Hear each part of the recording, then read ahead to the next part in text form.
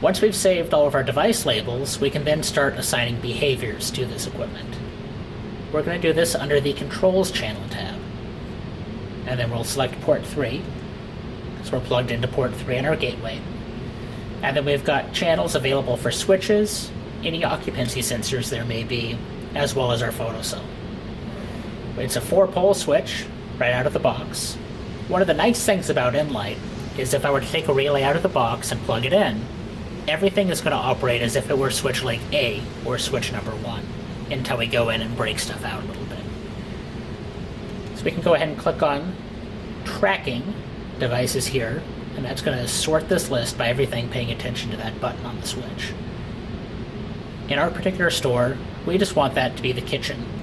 So we'll deselect all of our relays except for our kitchen. Button 2 is going to be our dining room. Button 3, in this particular case, let's say it's doing our exterior sign. And then button 4 is a spare. We don't need to assign anything to that. Once we've made these changes, go ahead and hit save, and now it's saved. If we go over to our occupancy tab, you'll notice that there are no broadcasting devices. That's because we don't have any occupancy sensors connected to this system, so we don't need to do anything in this tab. And then we'll do the same thing for our photocell. We know that our photocell only needs to control the dining room, so we can deselect all other relays and then hit save. Then we're done. Next step, if we go back to our Devices tab, we've assigned our dining room to our photocell. We now need to tell that relay to actually pay attention to it. So if we go into our Default Settings tab for the relay, you'll notice that there's an option for Follow Photocell Mode. We can change this from Disabled to Enabled.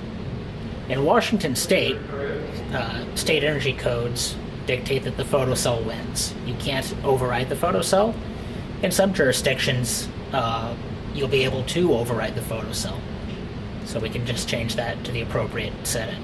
Positive and negative, the occupant will be able to go higher than the photocell on a temporary basis. Negative only, the photocell is always going to set a high-end trim. You can save the defaults and apply now. And now that relay is going to start tracking our photocell. On the photocell itself, you'll notice that there's this setting here. That tells you how much light the photocell is sensing at the moment. Right now it's fairly dark, so we're seeing less than a foot candle. There's also this option right here for Auto Set Point. Clicking Auto Set Point is going to automatically calibrate the daylight harvesting. So what that's going to do is it's going to tell the photocell to ramp whatever power packs we've assigned to track it and enable to follow photocell mode.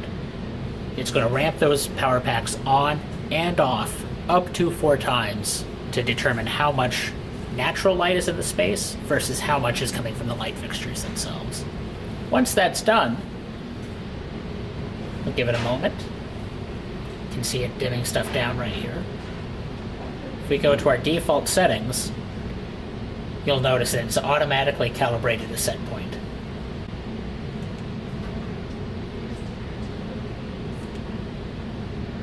Yep.